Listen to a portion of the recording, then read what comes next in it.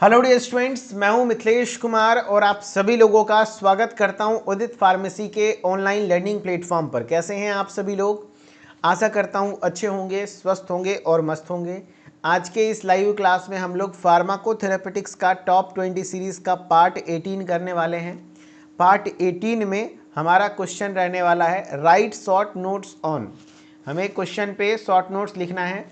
Right short notes on anxiety, depression, साइकोसिस और उसके बाद एंटी माइक्रोबियल रेजिस्टेंस। तो हमें शॉर्ट नोट्स लिखना है वन बाय वन। हम लोग चलिए सबसे पहले एंजाइटी पर शॉर्ट नोट्स लिखते हैं, फिर डिप्रेशन पर लिखेंगे, फिर साइकोसिस पर लिखेंगे, फिर एंटी माइक्रोबियल रेजिस्टेंस पर लिखेंगे। अब इसमें से कोई एक या दो पक्का है कि आपके एग्जाम में कंफर्म आएगा, तो इसीलिए आप सभी लोग इसको छोड़िएगा नहीं, अच्छे से पढ़ के जाइएगा, ठीक है। चलो भाई, एंजाइटी सबसे पहले शुरू करते हैं। तो एंजाइटी यानी चिंता। एंजाइटी मतलब होता है चिंता, किसी बात का मन में बहुत ज़्यादा ओवर थिंकिंग होना, डर लगना।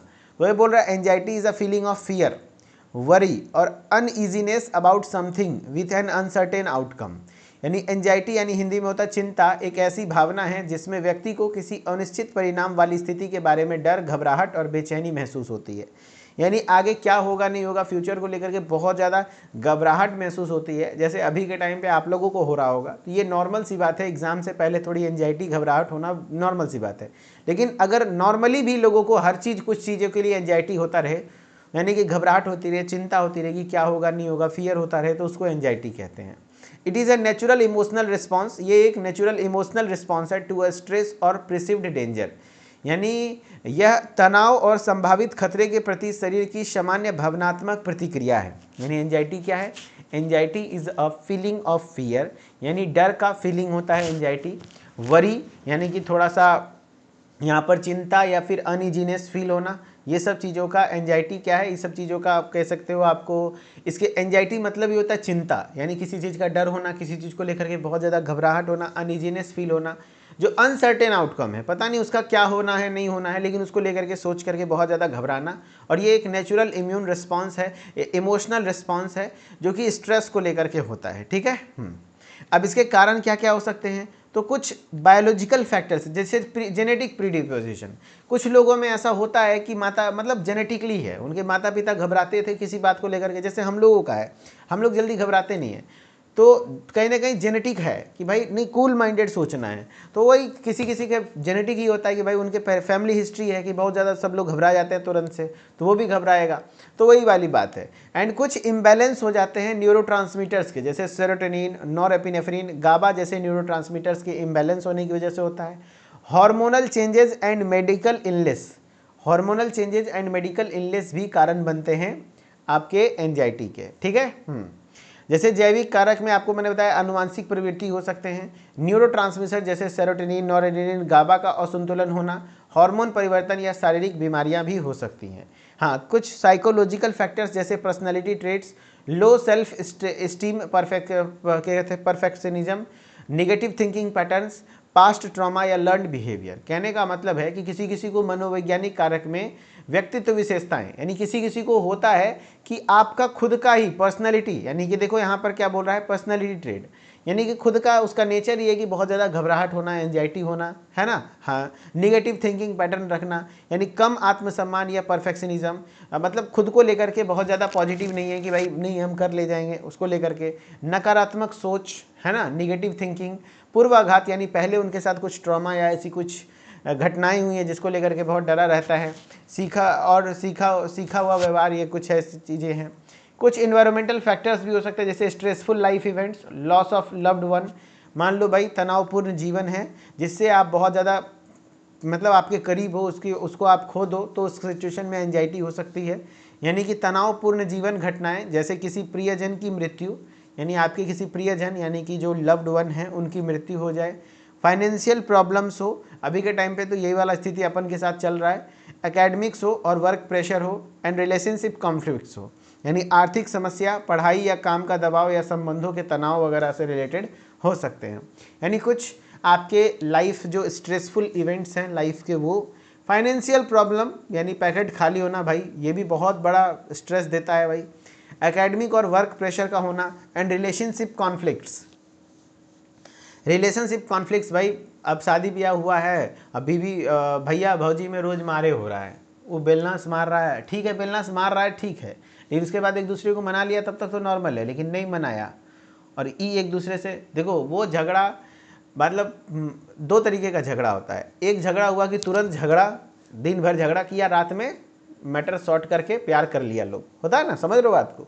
हाँ, तो वो झगड़ा, वो रिश्ता बहुत लंबा चल जाता है, कोई दिक्कत नहीं, वो झगड़ा नहीं, वो प्यार है, क्योंकि भाई नमक नहीं चाटोगे तो चीनी मीठा कैसे लगेगा, समझ रहे बात को। हाँ, तो आपको झगड़ा नहीं होगा तो प्यार का महत्व कैसे पता चलेगा, उसमें कोई दिक्कत नहीं है। लेकिन अब एक झगड़ा ऐसा हुआ कि झगड़ा हुआ, मन में बात को रख करके एक, अब वो नहरे भाग जाए, अब एक महीना तक उधरे फसल रहे, तो मतलब समझो कि मैटर गड़बड़ है। एगो बहाना खोजा, तनी को झगड़ा हुआ, बस नहरा भाग जाए, घर भाग जाए, एक महीना तक आपको फ़ोन भी नहीं करे, तो फिर वहाँ पे दाल में कुछ काला है, हम तो कहते दालें पूरा काला है। या फिर लड़का भी ऐसा करे तो, है ना, तो वो फिर दिक्कत वाली बात है। तो ये सब की वजह से भी एंजाइटी हो सकती है कि नहीं। हाँ, कुछ सब्सटेंस रिलेटेड फैक्टर्स जैसे एक्सेस कैफीन, बहुत ज़्यादा कैफीन लेना, बहुत ज़्यादा कॉफ़ी वगैरह लेना, अल्कोहल यूज करना, या फिर अल्कोहल अचानक से छोड़ देना, सर्टेन ड्रग और मेडिकेशंस की वजह से भी एंजाइटी हो सकती है। यानी कि नशा या दवा से संबंधित कारक जैसे अधिक कैफीन लेना, शराब का सेवन या अचानक बंद होना, या कुछ दवाएँ भी ऐसी होती हैं। मेडिकल कंडीशन जैसे किसी को थायराइड से रिलेटेड डिसऑर्डर होगा ना, बहुत ज़्यादा घबराहट होगी, चिंता होता है, बहुत ज़्यादा परेशान होता है थायराइड डिसऑर्डर में।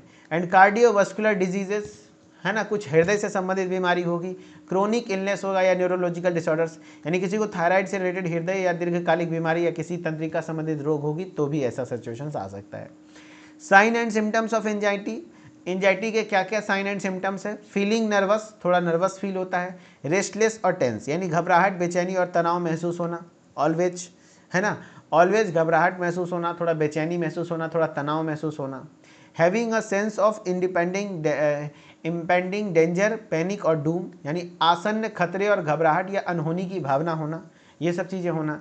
Having an increased heart rate, यानी हृदय गति का बढ़ जाना, दिल तेज धड़कना, ये सब हो सकता है। ब्रीदिंग रैपिडली, यानी हाइपर वेंटिलेशन, तेज तेज सांस लेना, ये भी कहीं ना कहीं साइन एंड सिम्टम्स हैं किसके, एंजाइटी के, ठीक है। स्वेटिंग, यानी पसीना आना, पसीना आना, ये भी आपके एंजाइटी के सिम्टम्स हैं।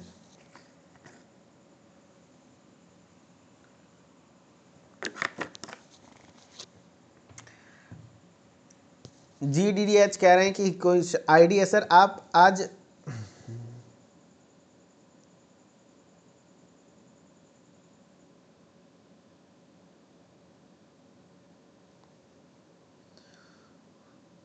चलो बहुत बढ़िया बहुत बढ़िया,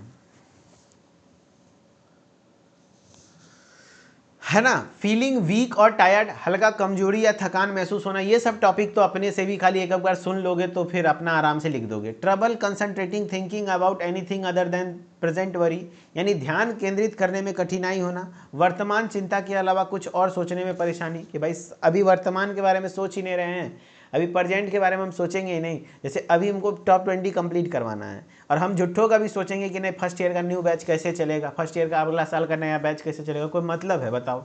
अभी अपना टॉप 20 के बारे में सोचना है, तो वही वाली बात है।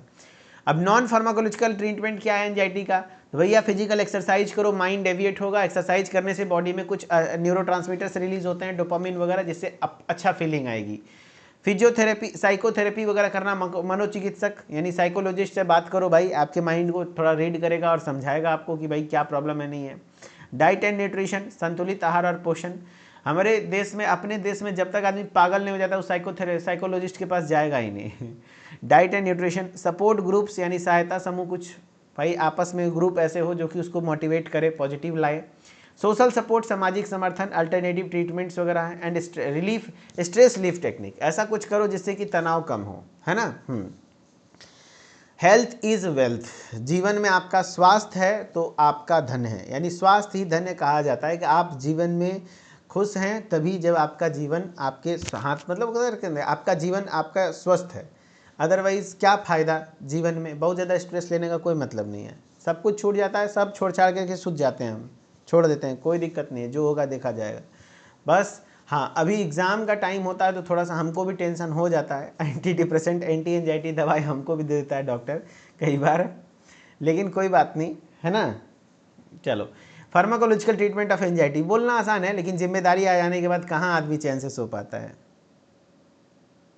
कुछ लोग बोल रहा है कि सर इतने स्ट्रेसफुल लाइफ में भी आप कैसे खुश हो, तो काम कंप्लीट होता है तभी खुशी मिलती है, अदरवाइज नहीं मिलता है खुशी।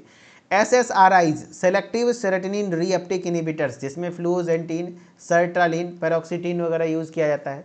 ऐसे selective serotonin reuptake inhibitors use करते हैं। इससे क्या होता है, सेरोटोनिन का माइंड में जब सेरोटोनिन रिलीज होता है तो उसको सेरोटोनिन को रीअपटेक नहीं होने देता, जिससे सेरोटोनिन ज़्यादा देर तक रहता है।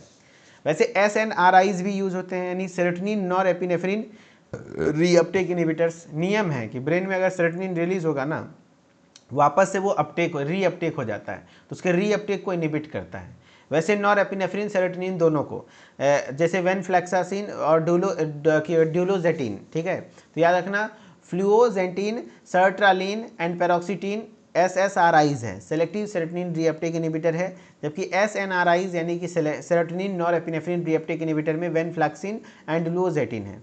बेंजोडाइजापाइन क्लास का ड्रग है डाइजीपाम, लोराजीपाम, एल्प्राजोलाम। क्या क्या, डाइजीपाम, लोराजीपाम, एल्प्राजोलाम, ये सब बेंजोडाइजापाइन क्लास का ड्रग है। बसपायरोन क्लास का drug non बेंजोडाइजापाइन anti anxiety drug है, जो कि मिनिमल सेडेशन कॉज करता है ना, बहुत कम सेडेशन कॉज करता है बसपायरोन, जो कि नॉन बेंजोडाइजापाइन क्लास का ड्रग है। कुछ बीटा ब्लॉकर्स भी यूज करते हैं, है ना, जैसे propranolol helps control physical symptoms जैसे ट्रीमर्स और पैल्पिटेशन। अगर बहुत ज़्यादा पैल्पिटेशन है, बहुत ज़्यादा पल्स रेट वगैरह बढ़ गया है, तो उस कंडीशन को ठीक करता है। ट्राईसाइक्लिक एंटी डिप्रेशेंट्स के तौर पर इम्पेरामाइन भी यूज़ करते हैं, ट्राईसाइक्लिक एंटी डिप्रेशेंट के तौर पर इम्पेरामाइन भी यूज़ करते हैं। चलो ठीक है, अब चलो क्वेश्चन है व्हाट इज एंजाइटी, है ना। चलो क्वेश्चन है व्हाट इज एंजाइटी, एंजाइटी क्या होता है भाई, व्हाट इज एंजाइटी। आज हमें कोई स्टेटस लगाए हैं, थोड़ा सा देखना आप लोग, पहले आंसर करो। हमको लग रहा है ना कि अब पंखा भी बनाने सीखना होगा। पंखा खराब था तो गांव में तो कोई भी बुला ही लेता है, तो ये फोन किए और बुलाए हमें। हम पंखा एक बार बनाए तो बोले कि ऐसा है कि आप नंबर दे दीजिए, जब भी खराब होगा आपको फोन करके बुलाया जाएगा। तो ये फोन करते थे, हम जाते थे। इनके बिना मेरा मन नहीं लगता था, सोचना इनके बिना मेरा मन नहीं लगता था थोड़ा भी, क्योंकि सब प्यार हो गया था।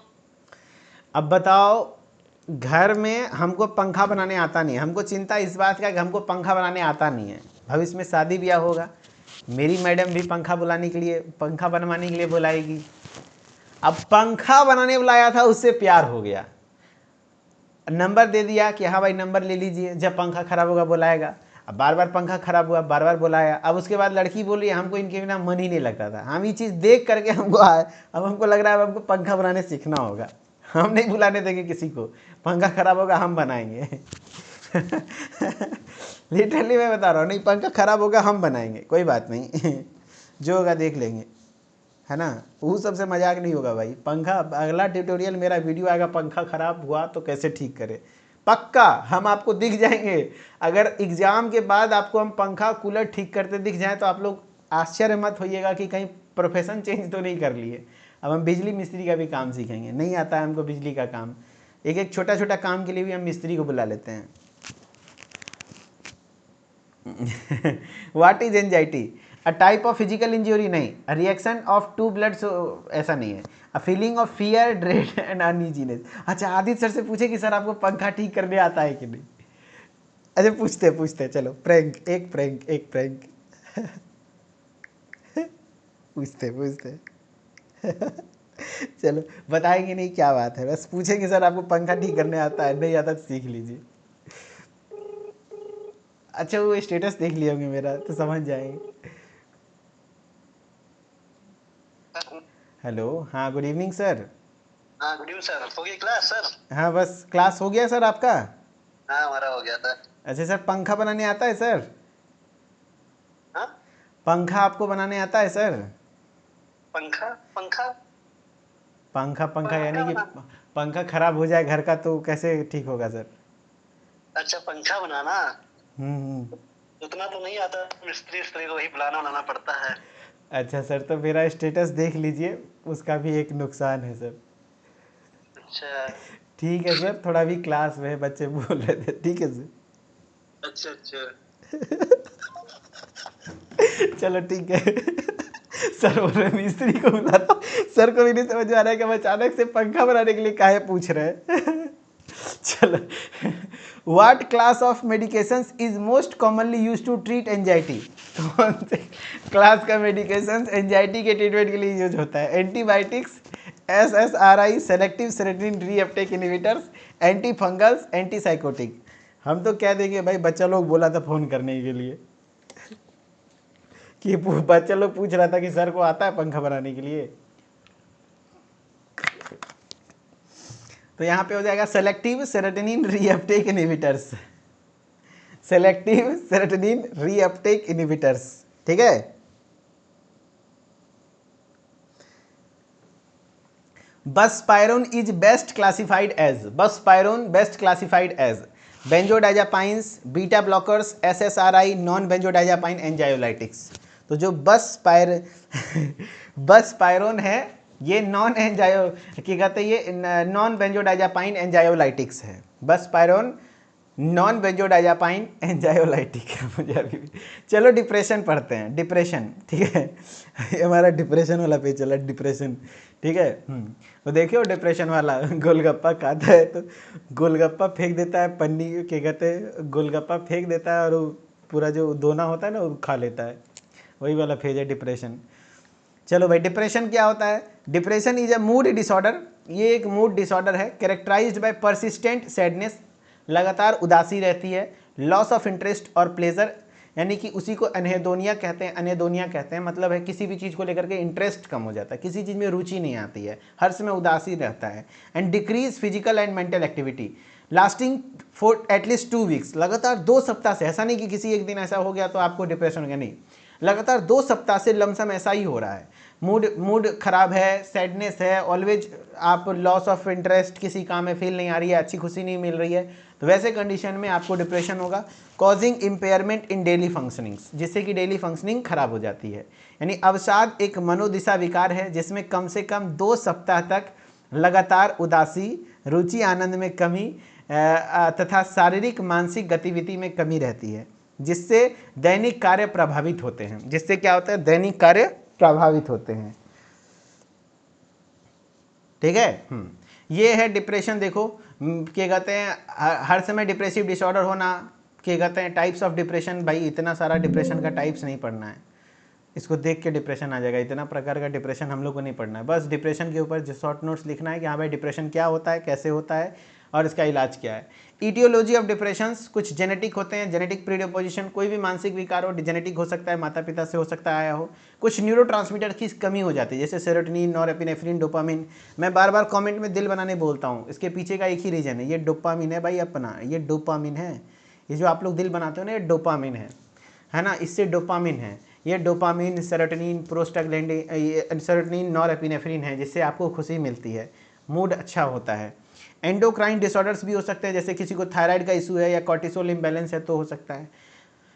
कुछ साइकोलॉजिकल फैक्टर्स हैं, ऑलवेज निगेटिव थिंकिंग पैटर्न, हर समय कुछ निगेटिव सोचना कि भाई हम फेल ही हो जाएंगे, फेल ही हो जाएंगे, फेल ही हो जाएंगे, तो डिप्रेशन तो होगा ही नहीं भाई, पास होंगे, चाहे कुछ भी हो जाए, पास होंगे तो पास होंगे, वो वाला सिचुएशन होना।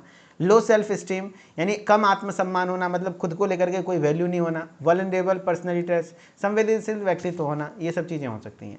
सोशल या इन्वायरमेंटल कुछ फैक्टर्स जैसे स्ट्रेसफुल लाइफ इवेंट्स, तनावपूर्ण जीवन घटनाएं, लॉस ऑफ लव्ड वन, जिससे आपको बहुत लगाव हो, करीबी हो, प्यार हो और उसको खो देना, ये भी एक आपका डिप्रेशन का कारण है।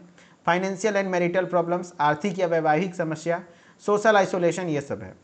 Medical and drug related causes, जिसमें chronic illness, diabetes, cancer, stroke, यानी कि ये डायबिटीज़, कैंसर, स्ट्रोक कारण हैं जो कि आपको हो सकता है।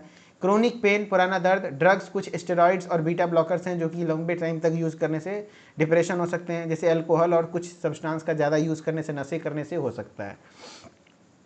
क्लिनिकल मैनिफेस्टेशन यानी साइन एंड सिम्टम्स, यानी लक्षण, होपलेसनेस यानी कि निराशा लगना, लॉस ऑफ इंटरेस्ट यानी रुचि में कमी होना, फटीगनेस यानी थकान, एंजाइटी यानी चिंता, इरिटेबिलिटी इन मेन यानी पुरुषों में चिड़चिड़ापन होना, एपेटाइट चेंज यानी भूख में परिवर्तन होना, difficulty in thinking, decision making and remembering things, ठीक है, सोचने, निर्णय लेने व याद रखने में कठिनाई होना, फ्रीक्वेंट थिंकिंग ऑफ डेथ यानी बार बार मृत्यु के विचार आना, बार बार मृत्यु के विचार आना, ठीक है, ये सब है इसके सिम्टम्स। नॉन फार्माकोलॉजिकल में वही है भाई, साइकोलॉजिस्ट के पास जाओ, साइकोथेरेपी लो, बात विचार करेगा, आपको मोटिवेट करेगा, काउंसलिंग करो, रेगुलर एक्सरसाइज करते रहो भाई, स्लीप हाइजीन मतलब प्रॉपरली आप नींद को लेकर के कोई डाउट नहीं, भर भर के नींद लो, कोई दिक्कत नहीं, स्ट्रेस कम से कम लो, योगा मेडिटेशन करो, social support, electroconvulsive therapy ECT वगैरह कराया जाता है, ठीक है। हाँ, फार्माकोलॉजिकल ट्रीटमेंट में यहाँ पे भी वही सब दवाएं चलती हैं, एंजाइटी वाली ही दवाई चलती हैं, सेलेक्टिव सेरोटोनिन रीअपटेक इनहिबिटर्स, यानी यहाँ पर आपका सिटालोप्राम, फ्लुओजेटिन, पैरोक्सिटिन, सर्ट्रालिन वगैरह यूज़ होता है। फिर यहाँ पे भी SNRIs यानी उस वही सब आपके दवाएं लगभग सेम हैं, यानी कि यहाँ पर आपके examples of SNRIs include duloxetine and venlafaxine, ये सब है।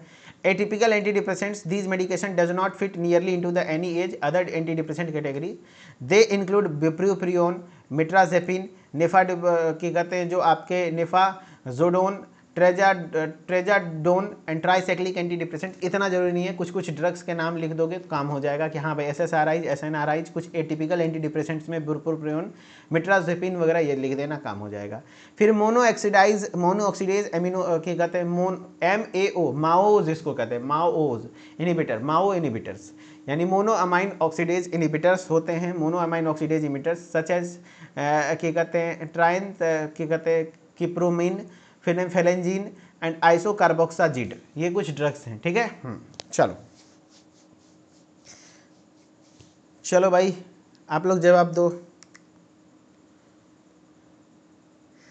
आदित्य सर का रिप्लाई आ गया।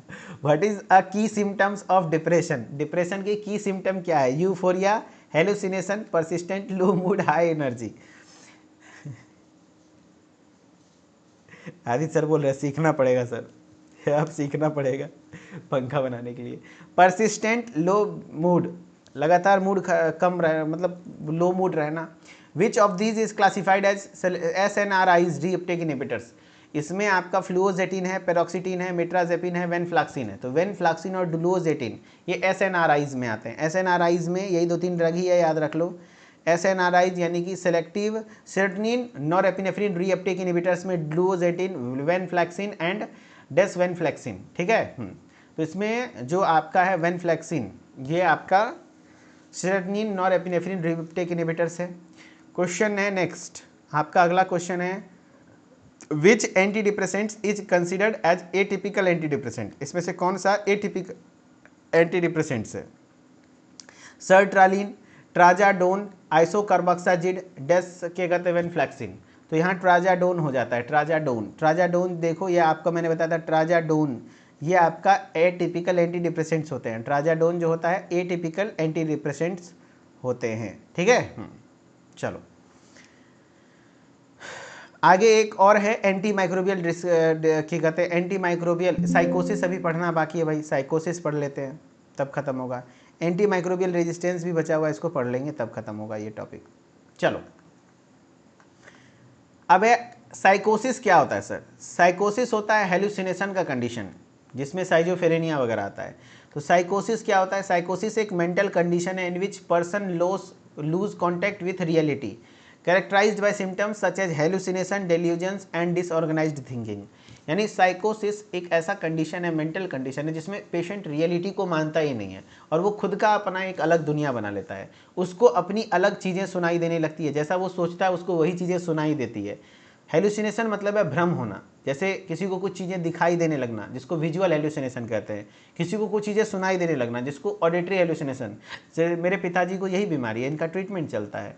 एक्चुअली उन्हें डर लगने लगती है किसी भी चीज़ को लेकर के, दवा वगैरह चलता है तो ठीक है, अदरवाइज नहीं तो उनको ये बीमारी थी कि उनको डर लगता था, उनको ऐसा लगता था कोई उनको मार देगा, उनको मारने की कोई प्लानिंग कर रहा है। पूरे गांव के 4 लोगों के बारे में सोचते थे कि वही हमको मारने का प्लानिंग कर रहा है, जबकि ऐसी कोई दुश्मनी वगैरह नहीं है। और उनको सुनाई देती थी कि कोई मेरे मारने की प्लानिंग कर रहा है, कि 4 आदमी खड़ा है तो उनको लगता था मेरे बारे में ही बात कर रहा है, और इनके कान में सुनाई देता था कि हाँ भाई इसको मारना है ऐसा। तो ये होता है साइकोसिस, बहुत खतरनाक कंडीशन होता है। ऑडिटरी हेलुसिनेशंस, कुछ आवाज़ें सुनाई देने लग जाती है कान में जो आपको एग्जिस्ट नहीं करता, लेकिन उसके ब्रेन में चूंकि सेरोटोनिन का लेवल देखो डिप्रेशन में घट रहा था, एंजाइटी में घट रहा था, इसमें क्या हो जाता है, बढ़ जाता है, बहुत ज़्यादा हो जाता है, जिससे माइंड में जो सोच रहे हैं वो दिखने लग जाता है, वो सुनने लग जाता है ना। हेलुसिनेशंस होने लग जाते हैं, भ्रम, डेल्यूजन्स, भ्रम होने लग जाते हैं, डिसऑर्गेनाइज थिंकिंग होती है।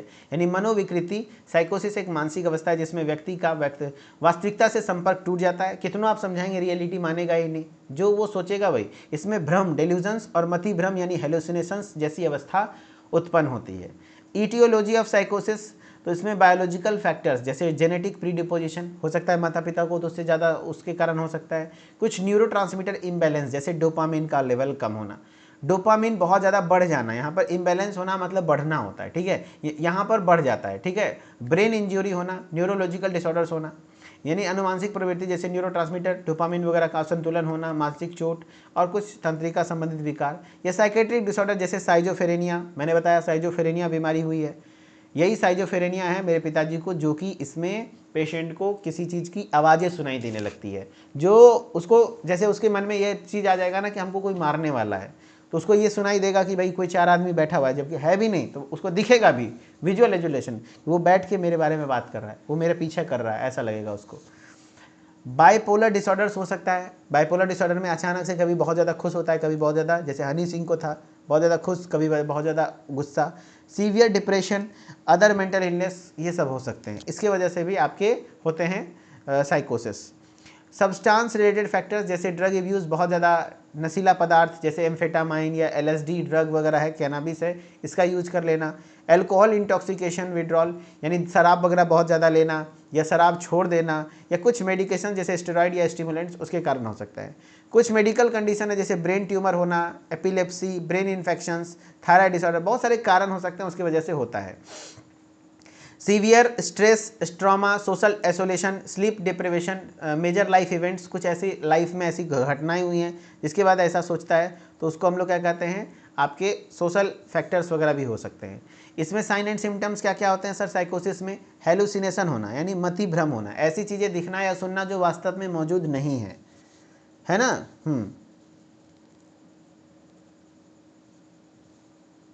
सर जो सुनाई देता है, जो आता है, वो क्या होता है सर? वो एक्चुअली जो मन में सुन रहा है वो एक्चुअली उसकी आवाज़ें सुनाई देने लग जाती हैं, ऐसा कुछ है नहीं, लेकिन उसको सुनाई देती है क्योंकि वो बहुत ज़्यादा उसके बारे में थिंकिंग कर रहा है, ब्रेन में लेवल बढ़ गया है डोपामिन का। डेल्यूजन्स, भ्रम, गलत लेकिन दृढ़ विश्वास और वास्तविकता के साथ आधारित नहीं होते हैं, मतलब बिल्कुल डेल्यूजन, किसी चीज़ को लेकर के भ्रम, मन में डर आ जाना, ठीक है। हाँ, disorganised behaviour that does not make sense, जिसका कोई सेंस नहीं बनता वैसा काम करने लगेगा, ठीक है। हाँ, निगेटिव सिम्टम्स जैसे नकारात्मक लक्षण वगैरह होना, कैटाटोनिया, फ्रोजन अपीयरेंस वगैरह देखने को मिलते हैं, यानी स्थिर मुद्रा में रहना, एक ही जगह फिक्स रहना, हिलना और डुलना नहीं। इसके नॉन फार्माकोलॉजिकल मैनेजमेंट में क्या है भाई, इन्वायरमेंट चेंज करो, उनको थोड़ा खुश रखो, अपने साथ रखो, घुमाओ फिराओ यार, फ्री माइंड रखो, एक्सरसाइज कराओ, मेडिटेशन कराओ, लिसन टू म्यूजिक, संगीत सुनो, गेट टुगेदर, लोगों के साथ मिलना जुलना, बात विचार करना, एंड साइकोलॉजिकल थेरेपी, मनोविज्ञान थेरेपी देना। ट्रीटमेंट में क्या क्या है? फर्स्ट जनरेशन एंटीसाइकोटिक ड्रग जैसे क्लोप्रोमाजिन और हेलोपेरिडोल जैसी दवाएं चलती हैं, या तो atypical second generation antipsychotics, risperidone, olanzapine, quetiapine, clozapine वगैरह ड्रग चलती हैं। एंड कुछ बेंजोडाइजापाइन क्लास के ड्रग जैसे लोराजीपाम एंड डाइजीपाम क्लास के ड्रग्स चलते हैं जो कि एंजाइटी वगैरह को ठीक करते हैं। कुछ मूड स्टेबलाइजर्स जैसे लिथियम या वेल्प्रोएट यूज़ करते हैं जो कि मूड स्टेबलाइजर के कंडीशन में यूज होता है, ठीक है। जैसे क्वेश्चन है व्हाट इज साइकोसिस, साइकोसिस क्या होता है बताओ? साइकोसिस क्या होता है? Skin condition, a type of mood disorder, memory loss disorder, या फिर loss of contact with reality. साइकोसिस में रियलिटी से दूर हो जाता है आदमी, पेशेंट रियलिटी से दूर हो जाता है। साइकोसिस में ही सिजोफ्रेनिया, बाइपोलर डिसऑर्डर ये सब आते हैं, यानी मनोचिकित्सिक मनोविवृत्ति का मतलब मानसिक रूप से बीमार होना, ठीक है। Which of the following classified as antipsychotic medication, इसमें से कौन से एंटीसाइकोटिक मेडिकेशन है? Lorazepam, risperidone, amitriptyline, sertraline. तो रेस्पायरिडोन, देखो रेस्पायरिडोन एटिपिकल एंटीसाइकोटिक दवाई है जो कि आपका सेकेंड जनरेशन है, तो रेस्पायरिडोन है ना। हाँ, अब एंटी माइक्रोबियल रेजिस्टेंस, लास्ट का क्या होता है? Antimicrobial resistance. देखो आपके एग्जाम में क्या, इसमें क्वेश्चन में क्या क्या थे, तो अभी हम लोगों को पढ़ना था एंजाइटी, डिप्रेशन और साइकोसिस, तीनों पढ़ ली हैं। Antimicrobial resistance last part है, पढ़ लेते हैं। एंटी माइक्रोबियल रेजिस्टेंस आज के टाइम पे बहुत ज़्यादा हो रहा है, लोग बिना सोचे समझे एंटीबायोटिक ले रहे हैं, तो उस कंडीशन में बॉडी में वो एंटीबायोटिक काम ही नहीं कर रहा है जब उसकी एक्चुअल ज़रूरत है, तो रेजिस्टेंस डेवलप हो रहा है। Antimicrobial resistance happens when germ like bacteria and fungi develop to ability defeat the drugs design to kill them. यानी आपके बॉडी में एंटी माइक्रोबियल रेजिस्टेंस मतलब है जब एंटी माइक्रोबियल एजेंट जैसे एंटीबायोटिक बिना मतलब के लोगे तो आपके बॉडी के अंदर का बैक्टीरिया जान जाएगा। जैसे धोत्तर होना समझते हो, बोत्तर, अगर किसी बच्चे को बिना मतलब के मारोगे तो उसको आदत हो जाएगा मार खाने का, तो फिर आपके मार का असर नहीं पड़ेगा। जस्ट लाइक दैट आपके बॉडी के बैक्टीरियाज उस एंटीबायोटिक को लेकर के रेजिस्टेंस हो जाएंगी कि भाई इसके आने से कोई फर्क नहीं पड़ता, वो एंटीबायोटिक फिर वो बैक्टीरिया को फिर मार नहीं पाएगा आपके बॉडी में। फिर जब जरूरत में एक्चुअल में बैक्टीरियल इन्फेक्शन होगा तो आपके बॉडी में वो बैक्टीरिया काम नहीं करे, वो एंटीबायोटिक काम नहीं करेगा, तो उसी को एंटी माइक्रोबियल रेजिस्टेंस कहते हैं। Antimicrobial resistance happens when germ like bacteria, जैसे जर्म्स है बैक्टीरिया और फंगाई, डेवलप कर लेता है ability to defeat the drugs, यानी ऐसे ड्रग्स जो उनको किल करने के लिए बनाया गया उसको डिफीट करने के लिए वो डेवलप हो जाता है। यानी एंटी माइक्रोबियल प्रतिरोध तब होता है जब जीवाणु यानी बैक्टीरिया, कवक, फंगस, सूक्ष्मजीव उन दवाओं के प्रभाव को समाप्त करने की क्षमता विकसित कर लेते हैं जिन्हें उन्हें नष्ट करने के लिए बनाया गया है ना। That means germs are not killed, continue to grow, वो जर्म्स किल नहीं होते फिर एंटीबायोटिक से और वो ग्रो ही करते हैं। ठीक है। Prevention of multi drug resistant organisms, यानी multi resistant organisms include bacteria and other microbiums that are resistant to anti microbial drugs, यानी बहुऔषधीय बहुत ज़्यादा प्रतिरोधी जीवों में बैक्टीरिया और अन्य सूक्ष्मजीवी शामिल होते हैं जिसमें एंटी माइक्रोबियल दवाओं के प्रति प्रतिरोध होता है। एग्जाम्पल्स इंक्लूड जैसे मरसा, VRE, ESBL, PRSF, बहुत सारी चीज़ें होती हैं। जैसे मरसा में आपका हो जाता है क्या, MRSA, methicillin, oxacillin resistant staphylococcus Orius वगैरह देखने को मिलता है। VRE मतलब है वैंकोमाइसिन रेजिस्टेंट एंटेरोकोकाई। फिर ESBLS में एक्सटेंडेड स्पेक्ट्रम बीटा लैक्टेमेजेस होते हैं। ESBL वगैरह देख लिया आपने, PRSP देख लिया, पेनिसिलिन रेजिस्टेंट स्ट्रेप्टोकोकस न्यूमोनी वगैरह बैक्टीरियाज वगैरह देखने मिलते हैं। यानी कुछ ऐसे बैक्टीरियाज हैं जो कि आपके एंटी माइक्रोबियल रेजिस्टेंस शो करते हैं, जो कि आपको एग्जाम्पल में मैंने दिखा दिया। Prevention of multi drug resistance, hand washing, हाथ धोना, प्रोटेक्टिव क्लोथिंग यानी सुरक्षात्मक कपड़े वगैरह पहनना, साफ सुथरा, केयरफुल यूज ऑफ एंटीबायोटिक्स, बहुत ज़्यादा एंटीबायोटिक का यूज नहीं करना, private rooms, daily cleaning and monitoring वगैरह ध्यान रखना है, use sanitizers and keep cuts and scarf clean, यानी जो भी कटे फटे घाव वगैरह उसको क्लीन रखना। ठीक है। जैसे what do MRSA stands for, MRSA का मतलब क्या है, methicillin resistant staphylococcus aureus. Methicillin MRSA का फुल फॉर्म क्या है, देखो यहाँ पे MRSA का मतलब होता है मेथिसिलिन या फिर ऑक्सासिलिन रेजिस्टेंस स्टेफाइलोकोकस ओरियस, है ना। हाँ। What is antimicrobial resistance, तो यहाँ पे ऑप्शन टिक किया हुआ है, when germs develop to ability defeat drugs killed them.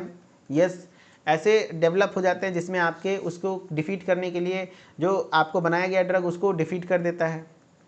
What does VRE stands for, vancomycin resistant enterococci, vancomycin को लेकर के रेजिस्टेंट हो जाते हैं वो लोग। वैंकोमाइसिन एक एंटीबायोटिक है, वैंकोमाइसिन को लेकर के रेजिस्टेंट हो जाते हैं ये बैक्टीरिया, VRE। चलो गाइस, तो फाइनली आपका यहाँ पर ये खत्म होता है। अगले क्लास में हम लोग पढ़ेंगे कंजक्टिवाइटिस, ग्लूकोमा, और मतलब लास्ट 2 क्लास हो गए जिसमें आपका खत्म हो जाएगा पार्ट 19 और पार्ट 20। यानी अगले कल मॉर्निंग में मेरी कोई क्लास नहीं होगी आपके बैच में, क्योंकि मेरा एग्जाम है तो मैं पेपर देने जाऊँगा, शाम में क्लास होगी एंड फिर परसों से फिर मॉर्निंग में ही होगी। ठीक है, okay, thank you so much. Mithileshwar official के साथ जुड़े रहिए, हर एक अपडेट्स को पाते रहिए ताकि चीज़ें बहुत अच्छे से क्लियर होती रहें। Okay, thank you.